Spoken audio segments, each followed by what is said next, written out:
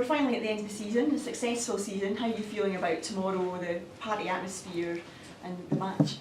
Well, we're really looking forward to the occasion tomorrow evening. To be able to do it in front of our own fans. I'm led to believe we've sold a lot of tickets as well. It'll be near on a sellout crowd tomorrow night, which is brilliant for everybody. And it just goes to show that the supporters are there.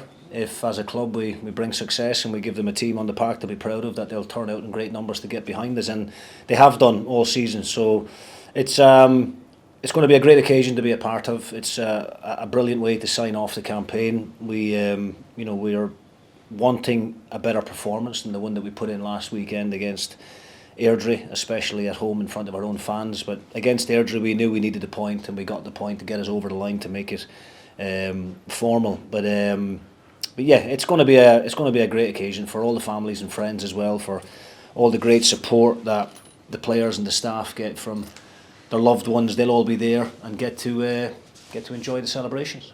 How much will it mean to you to lift the trophy? It'll mean a lot. I mean, it'll be my first as a manager. I had limited success, I suppose, as a player over a kind of an 18-year career, only managing to win two major honours, one with Scunthorpe in League One in England, and obviously the more recent one in 2013 with St Mirren. So as a manager, a very, very proud moment. And something that we were talking this morning with the players and with the staff, that they shouldn't take for granted. They shouldn't underestimate what this achievement is. I know everybody will talk about the budget and talk about the squad and everything else that goes with that, but you still have to go out there and get the job done. And the players, their attitude and the way that they've trained all season, the way that they've played. Of course, there has been a few bumps in the road along the way, but I think they showed great character to come through those difficult moments, and to be going into tomorrow's game with no pressure, with no stress of needing a result. I think hopefully that will bring out the best in the group, and they'll be able to go and put on a show for the punters, hopefully. And obviously, over the course of the season, you've always been favourites. Has that been difficult to contend with week in, week out, that expectation of having to win every week? I mean, being favourites definitely brings with it an added pressure, but we worked extremely hard in the summer to recruit not only the right types of players in terms of their technical ability, but to recruit the right types of characters, and we brought in some good senior players. Declan Gallagher had a brilliant season alongside Kevin Holt for a large part of the campaign.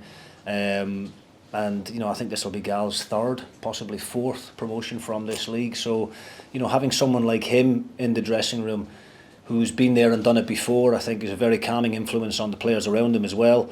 And obviously Ross Docherty, Kevin Holt, suffered disappointment with Partick last season, and didn't want to experience that again this time round, and that's why they came to Dundee United to try and win the league. So I think the players, the younger ones in particular, I think will take so much from the pressures of this season, of having to go out there and being expected to win week after week.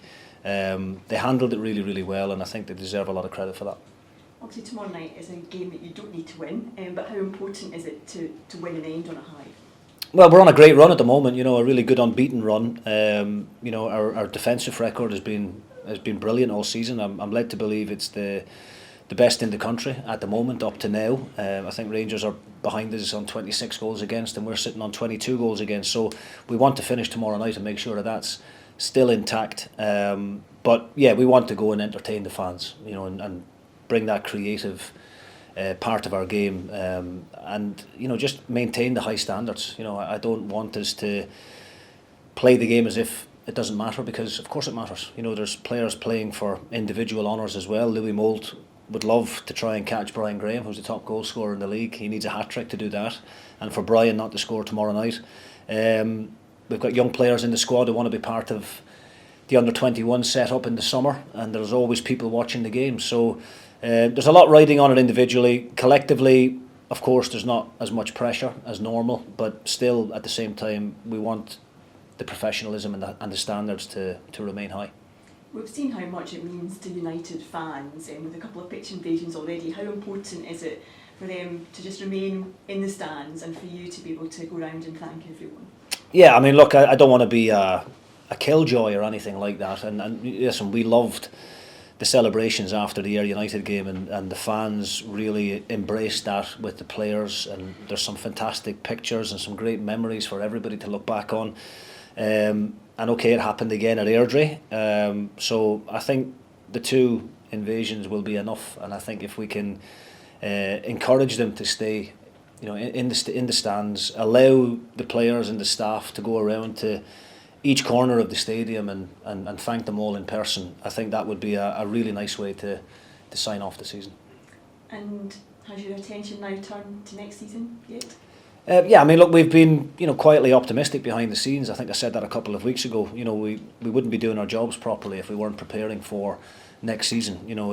We never wanted to get to the stage and to be in the summer and then reacting to the situation. So we've planned as best we can to be looking forward and looking to being a Premier League team. So the last couple of weeks has just allowed us to really get on with those conversations, speaking to players and agents and everything else, and we'll continue to do that over the coming months.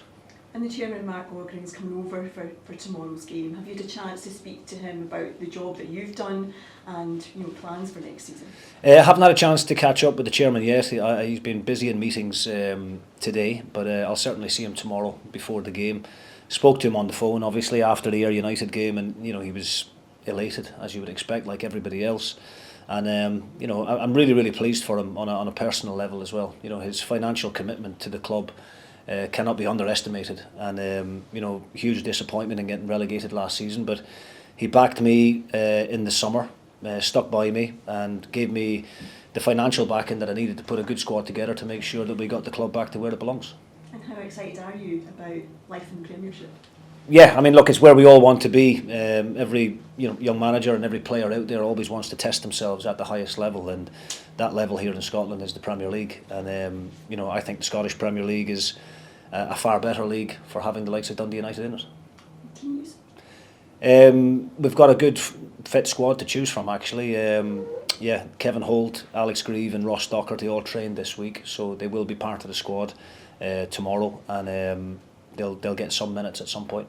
All the best. Thank you. Thanks very much. You spoke about meeting up, having words with Mark Ogren. It's quite common these days for employers to ask their members of staff to create their own end-of-year appraisal. So if Jim Goodwin was creating his end-of-year appraisal for Mark Ogren, what would be in it? Well, great question. I mean, obviously, like any club and like any business, I suppose, at the end of a year, you always do your review, and we'll be no different. And we've started that process already.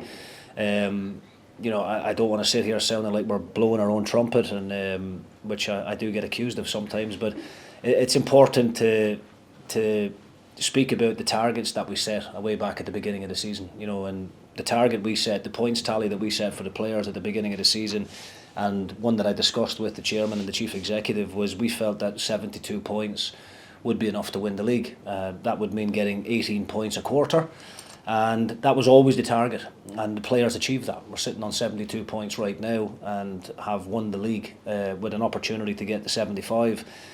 We wanted to be the best attacking team in the league. We wanted to have the best defensive record in the league. Again, two targets that we have reached. And of course, the main objective is getting the club back into the Premier League. We wanted to do that in style by winning the league. We didn't want to limp through the playoffs and do it that way. And I think when we do look back on what we've done, a lot of people saying it's what was expected, but I actually do think, once the dust settles and we look back on the individual performances, collectively the work we done last summer with the recruitment, some of the experience that some of the younger players have gained, I think we'll look back on it fondly, and we'll not go around patting each other on the back too much, but I think we can all agree that we've done a good job collectively, and we now have to build a squad that's capable of going and competing in the league above. The performances of Partick Thistle and Raith Rovers and Airdrie have also contributed to what's been a really exciting season, and probably helped Dundee United perform in the way that they have.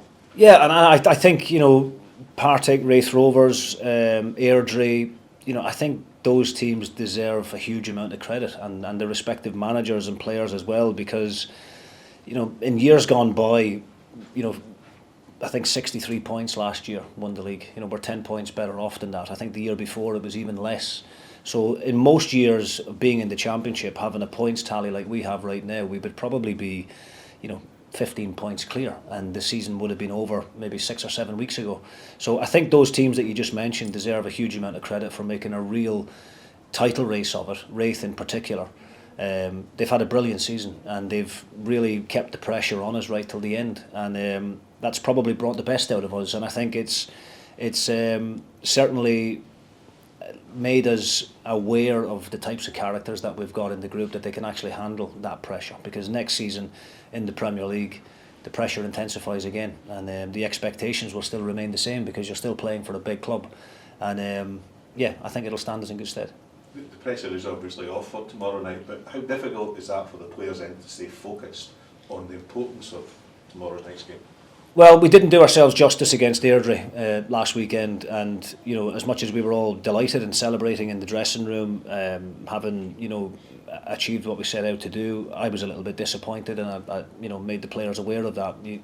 Live on the telly, an opportunity to go and express yourselves and show people what a good team you are, and we didn't do it. And I could probably think of one or two excuses and reasons why that happened, and maybe some of the squad maybe enjoyed the celebrations after the Ayr game too much. But tomorrow I don't want a repeat of that. I want us to try and finish the game, finish the season in a really positive note with some great individual performances, a good collective group performance, and just give the supporters something to get out of their seats and cheer about. And the only way you can do that is by being on the front foot, playing with lots of energy, getting into the final third, being creative, and creating goal scoring opportunities, and that's what we want to do. Just a couple for myself, congratulations on being named April Manager of the Month, and for you, is that the cherry on top of the cake at the moment with the title secured as well? Look, I'm grateful to those who have voted for me, and it's a nice way to finish the league on a personal note, but it's a bit of a boring answer, but it's not an individual game, as we all know. Yes, managers, when things are going wrong, tend to take a lot of the flack and the criticism, and sometimes it's deserved. But the Manager of the Month award is for everybody, as far as I'm concerned. You can't do what you do as a manager without the support of your backroom team, and you certainly can't do it without the players going out there and carrying out that message that you want them to do. So really pleased to get it, and grateful to those who have nominated and voted for me, but I would be certainly accepting it on behalf of the whole group. And just finally, what's your message to the fans that have been there with you throughout the season? You've now obviously won the league, and looking ahead to next season. Just a massive thank you from myself, the staff, the players, and everyone connected to the club. I know I speak for the board of directors and the chairman as well. Really difficult season last season, but they rallied around in the summer. They bought their season tickets. They bought into what we were trying to do. We didn't get it right every week, but even in those little difficult moments that we had around about the start of the third quarter, they stuck with us. They drove the team on, and they made a huge difference in the stands. And some of the atmospheres that we've experienced at Tannadice, I think about that Wraith Rovers game. It was kind of hairs on the back of your neck moments at times with the way that the supporters were cheering the team on. And I think it's important just to remind them of how big a difference they can make when they do support the team the way that they have done this season. And on the road, they've travelled in unbelievable numbers. We've had 1,500 to 3,000 fans travelling away from home every other week. We're well aware of how difficult everybody's lives are financially, with the cost of of all things really, petrol, mortgages, everything has increased, and for the supporters to still find the money to come and support our team is not something that we take for granted. So we're very, very grateful to them. They deserve to enjoy the moment tomorrow, and just a big thank you from everyone connected to the club.